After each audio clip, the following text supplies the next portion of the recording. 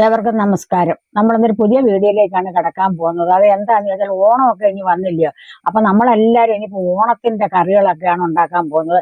ഇന്ന് ഞാൻ ഉണ്ടാക്കാൻ പോകുന്ന ഒരു കിടിലൻ കറിയാണ്. ഓണത്തിന് ഉണ്ടാക്കാൻ പോകുന്ന ഒരു കറിയാണ് നിങ്ങളെ കാണിക്കാൻ പോകുന്നത്, സദ്യയിലെ കറി. അപ്പൊ നമ്മൾ ഈ ഓണത്തിന് ഒരു എരിശ്ശേരി ഇല്ലെങ്കിൽ ആർക്കും തൃപ്തിയില്ല. ഈ എരിശ്ശേരിയാണ് എല്ലാവർക്കും ഓണത്തിന് അത്യാവശ്യമായിട്ട്. ഓണത്തിന് നല്ല വിശേഷ ദിവസങ്ങളെല്ലാം എരിശ്ശേരി വയ്ക്കും.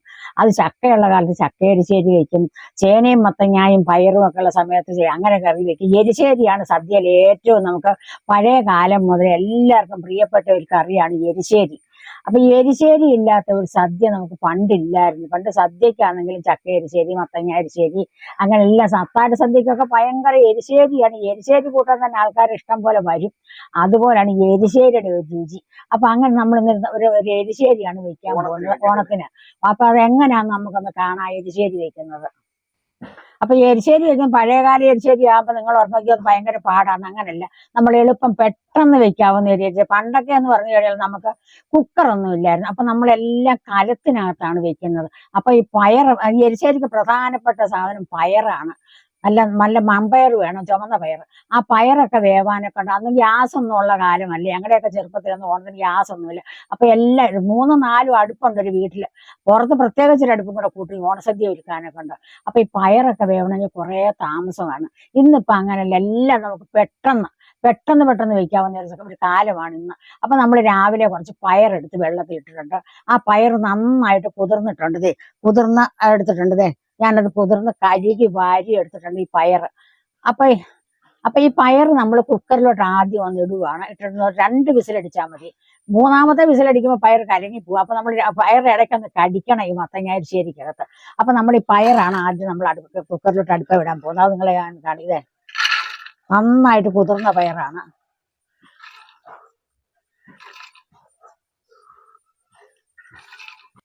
അപ്പൊ നമ്മൾ ഈ പയറിനകത്ത് ഇടാൻ പോകുന്നത് നമ്മളൊരു ശകലം മഞ്ഞപ്പൊടി ഇടുന്നുണ്ട് ആദ്യമേ. ഇത്രയും മഞ്ഞൾപ്പൊടി മതി. ഇത്രയും മഞ്ഞൾപ്പൊടി നമ്മൾ ഇടുന്നുണ്ട്.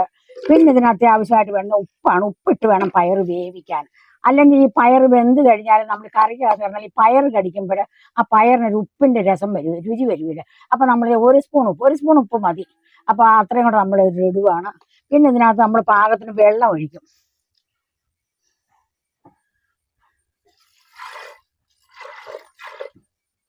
അത്രയും വെള്ളം മതി. പയർ നേരൊക്കെ കിടന്നാൽ കുതിർന്ന പയറായിട്ട് പെട്ടെന്ന് വേവും. അതുകൊണ്ട് നേരൊക്കെ വെള്ളമേ ഒഴിച്ചിട്ടുള്ളൂ. അപ്പൊ നമ്മളിത് ഒന്ന് ഗ്യാസയിലോട്ട് അടുപ്പ് വെക്കാം. നമുക്കൊന്ന് പെട്ടെന്ന് വെന്ത് കിട്ടാനൊക്കെ ഉണ്ട്. 2 വിസിലടിച്ചാൽ മതി ഇത് വേവാനൊക്കെ ഉണ്ട്. 2 വിസിലടിച്ച് കഴിയുമ്പോൾ നമ്മളിത് മാറ്റി വെക്കും. അപ്പൊ പിന്നെ നമ്മൾ ബാക്കി പിന്നെ ഇതിനുള്ള കറികളോടുള്ള സാധനങ്ങളാണ് നമ്മൾ ഒരുക്കാൻ പോകുന്നത്. അപ്പൊ മത്തങ്ങ ഞാൻ അരിഞ്ഞ് കഴുകി വെച്ചിട്ടുണ്ട്. ഇത്രയും മത്തങ്ങ ഉണ്ട്. ഈ ഒരു വലിപ്പത്തിലല്ലേ? പിന്നെ ഈ വലിപ്പത്തിൽ നമ്മൾ പിന്നെ ചേന ഉണ്ടെങ്കിൽ നമുക്ക് ചേനയുടെ. ഇപ്പൊ ചേനയ്ക്കൊക്കെ ഭയങ്കര വിലയാണ് കേട്ടോ. ചേന വേണം നിർബന്ധമൊന്നുമില്ല. ഈ ഓണത്തിന് നമ്മൾ എരിശ്ശേരി വയ്ക്കുമ്പോൾ ചേനയൊന്നും വേണ്ട. അപ്പൊ നമ്മൾ വേണ്ട കറിവേപ്പില എടുത്തിട്ടുണ്ട്. അപ്പൊ നമ്മൾ ആദ്യം നമ്മൾ പയറെടുപ്പേ വെക്കാം. പയറെടുപ്പേ വെച്ചൊന്ന് വെന്ത് കഴിയുമ്പോൾ ഇത് 1.5 കിലോ മത്തങ്ങയുണ്ട്. അപ്പൊ നമ്മുടെ 2 വിസിലടിച്ച് നമ്മുടെ പയർ വെന്തിട്ടുണ്ട്. അപ്പൊ നമ്മൾ ഇനി ഇതിന്റെ കൂടെ മത്തങ്ങായും കൂടെ അങ്ങോട്ട് ഇടാൻ പോവുകയാണ്. നേരിട്ടിട്ടാ മതി. മത്തങ്ങ നമ്മൾ കഴുകി വാരി വെച്ചേക്കുന്നതാണ്. അപ്പൊ നമ്മൾ മത്തങ്ങയൊക്കെ കുക്കറിനകത്ത് നമ്മൾ അടുത്തായിട്ട് ഉപ്പിടുവാണ്. 1 സ്പൂൺ ഉപ്പ്. അത് നമ്മൾ പയറിനകത്ത് ആവശ്യത്തിനുള്ള ഉപ്പ് ഇട്ടിട്ടുണ്ട്. അപ്പൊ 1 സ്പൂൺ, ഒരു ശകലം ഇടാം നമുക്ക്. ഉപ്പിട്ടു. ഇനി നമ്മൾ അടുത്തത് മുളക് പൊടിയാണ്. പണ്ടൊക്കെ നമ്മൾ മുളക് അരച്ച് ചേർന്നു. ഇപ്പൊ എല്ലാവരും പൊടി അരിച്ച് ചേർന്നു. അപ്പൊ ഈ മുളക് പൊടി എന്ന് പറഞ്ഞാൽ എരിവുള്ള മുളക് പൊടിച്ചതാണ്. പിരിയമുളകല്ല. പിരിയമുളക് എരിശ്ശേരിക്ക് കൊള്ളില്ല. അപ്പൊ നമ്മൾ ഒരു 1.5 സ്പൂൺ മുളക് പൊടി ഇടുന്നുണ്ട്. ഇത്രയും പൊടി ഇട്ടിട്ടുണ്ട്. അപ്പൊ നമ്മൾ ഉപ്പിട്ടു. അപ്പൊ നമ്മൾ ഇനി ഒരു കതിർപ്പ് കരിവേപ്പില നമ്മൾ ഇതിനകത്തോട്ട് ഇടുന്നുണ്ട്. ഈ കറിവേപ്പില ഇട്ട് കഴിയുമ്പോൾ നമ്മുടെ പ്രത്യേകതയുണ്ടെന്ന് പറഞ്ഞാൽ ഇതൊന്ന് കുലുക്കി ഈ കറിവേപ്പില മോളിൽ തന്നെ കിടന്ന് ചിലപ്പോൾ വിസിലിനകത്തൊക്കെ വന്നാൽ അത് ചിലപ്പോൾ ഒരു പ്രശ്നമാകും. അപ്പൊ നമ്മളിങ്ങനെ ഒന്ന് കുലുക്കണ്ട, കറിവേപ്പില അടിയിലായി. അപ്പൊ നമ്മൾ ഇനി ഇതിനാവശ്യത്തിന് വെള്ളം ചേർക്കുക. മത്തങ്ങ ആയതുകൊണ്ട് ഒരുപാട് വെള്ളം വേണ്ട, കുറച്ച് വെള്ളം നമ്മൾ ഒഴിക്കുകയാണ്. അത്രയും വെള്ളം മതി. എരിശ്ശേരിക്ക് കുറച്ച് വെളുത്തുള്ളിയും ജീരകവും കൂടെ അരയ്ക്കുന്നുണ്ട്. ഈ അരപ്പിന്റെ കൂടെ നിങ്ങൾക്ക് വേണമെങ്കിൽ ശകലം തേങ്ങയും കൂടെ അരയ്ക്കാം. പക്ഷെ ഇപ്പോഴത്തെ വിലയ്ക്ക് നമ്മൾ തേങ്ങ അരയ്ക്കില്ല കേട്ടോ. അപ്പൊ നമ്മൾ ഇതിന് പകരം എന്നാണ് നമ്മൾ വറുത്താണ് ഇടുന്നത്. ഈ വറയിടുന്നതിനാണ് എരിശ്ശേരിയുടെ ഏറ്റവും ഭയങ്കര രുചി വരുന്നത്. അപ്പൊ ഞാൻ തേങ്ങ അരയ്ക്കാതെ വറുത്തിട്ടാണ് എരിശ്ശേരി വെക്കാൻ പോകുന്നത്.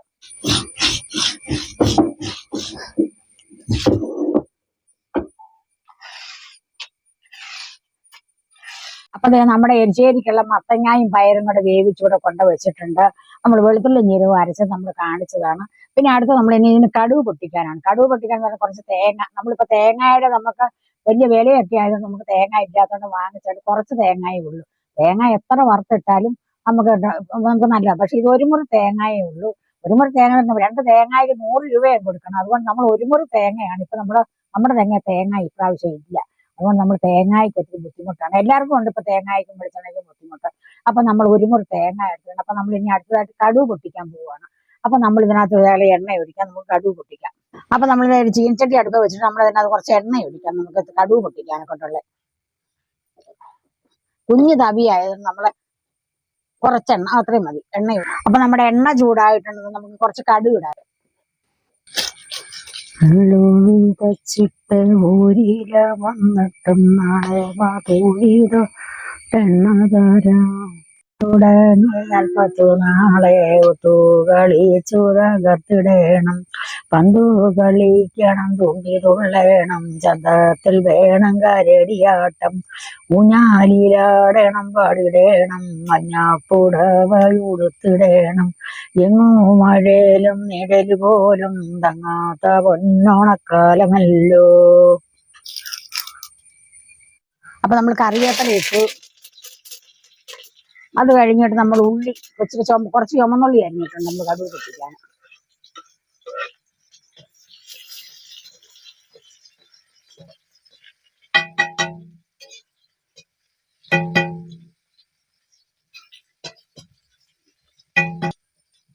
അപ്പൊ നമ്മുടെ വറ്റൽമുളക് ഒരു 3-4 വറ്റൽമുളക് കൂടെ നമ്മൾ മുറിച്ചിട്ടുണ്ട്. എരിശ്ശേരിക്കകത്ത് ഈ വറ്റൽമുളക് ഇടയ്ക്കിടയ്ക്ക് കിടക്കുന്ന കാണുമ്പോണ്ടല്ലേ നമുക്കൊരു നല്ലൊരു രുചിയുണ്ട്. അത് അന്ന് അതിനകത്ത് എണ്ണയൊക്കെ നമ്മൾ പിരിഞ്ഞങ്ങോട്ട് ഒഴിച്ച് ആ ചോറങ്ങ് ഉണ്ണുമ്പോൾ ഉണ്ടല്ലോ ഒരു പ്രത്യേക രുചിയുണ്ട്.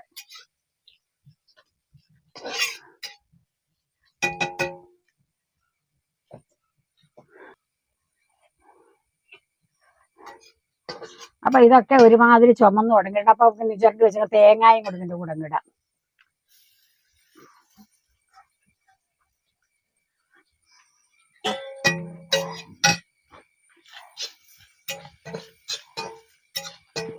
അപ്പൊ അതേ നമ്മുടെ തേങ്ങ അങ്ങനെ മൂത്തിട്ടുണ്ട്. നമ്മൾ ഈ അരച്ച് വെച്ചിരിക്കുന്ന വെളുത്തുള്ളിയും ജീരകവും കൂടെ നമ്മൾ ഇതിന്റെ കൂടെ ഒന്ന് ഇടുവാണ്. അപ്പൊ ഇതിനകത്ത് ഇളക്കം വേണ്ടി ആ പച്ചച്ചവി അങ്ങ് മാറും. അത് മതി. ഇനി നമ്മള് ഈ വേവിച്ച് വെച്ചേക്കുന്ന നമ്മുടെ മത്തങ്ങായും പയറും കൂടെ നമ്മൾ ഇതിനകത്തോട്ട് ഇടാൻ പോവുക.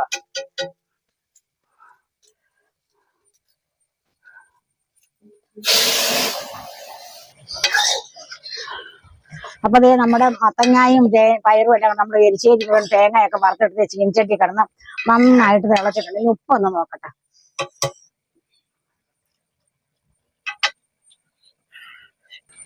അപ്പൊ നമ്മുടെ ചീനിച്ചട്ടി ഇങ്ങനെ നന്നായിട്ട് ചൂടായിരിക്കുമായിരുന്നു. അപ്പൊ നമ്മൾ ഇത് എടുത്ത് ഒഴിക്കുമ്പോഴും നമ്മൾ ശ്രദ്ധിക്കണം, അല്ലെങ്കിൽ ഇത് പെട്ടെന്ന് തിളച്ച് നമ്മുടെ ദേഹത്തൊക്കെ പൊട്ടി വീഴും.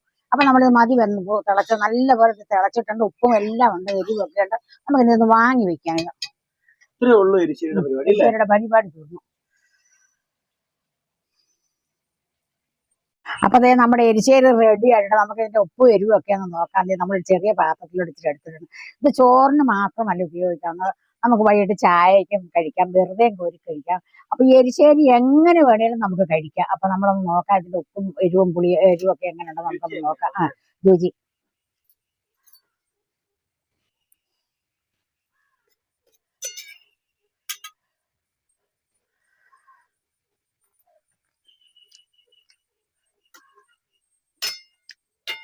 നല്ല അടിപൊളി എരിശ്ശേരിയാ കേട്ടോ. മത്തങ്ങ മേടിക്കുമ്പോൾ നമ്മൾ എടുക്കപ്പെടുകയാണെങ്കിൽ തീരെ മൂക്കാത്ത മത്തങ്ങ കൊള്ളുമില്ല. ഒരു പുറമൊക്കെ ഒരു ശകലം ഒരു ചുമപ്പ് നിറം വരുന്ന മത്തങ്ങ കൊണ്ട് എരിശ്ശേരി വെച്ച, മഞ്ഞ നിറം വരുന്ന മത്തങ്ങ കൊണ്ട് നമ്മൾ എരിശ്ശേരി വെച്ചിട്ടുണ്ടല്ലോ, അടിപൊളി എരിശ്ശേരി. നമ്മുടെ മത്തങ്ങ നല്ല പഴുത്ത മത്തങ്ങയായിരുന്നു. എന്നാൽ മധുരം കൂടുതലുമില്ല, മധുരം കുറവുമില്ല. നല്ല അടിപൊളി ഒരു എരിശ്ശേരിയാണ്. ഇത് ചോറൊന്നും വേണ്ട ഇത് കഴിക്കാനുള്ള, നമ്മൾ വെറുതെ ഇങ്ങനെ നമുക്ക് തിന്നാനും തോന്നും. അപ്പൊ അങ്ങനെയാണ് നമ്മുടെ മത്തങ്ങ എരിശ്ശേരി. ഇന്നത്തെ മത്തങ്ങ എരിശ്ശേരി നിങ്ങൾക്ക് എല്ലാവർക്കും ഇഷ്ടപ്പെട്ട് കാണുമെന്ന് വിശ്വസിക്കുന്നുണ്ട്. അടുത്തൊരു വീഡിയോ ആയി വരുന്നവരെ നിങ്ങൾക്ക് എല്ലാവർക്കും എൻ്റെ നന്ദി, നമസ്കാരം.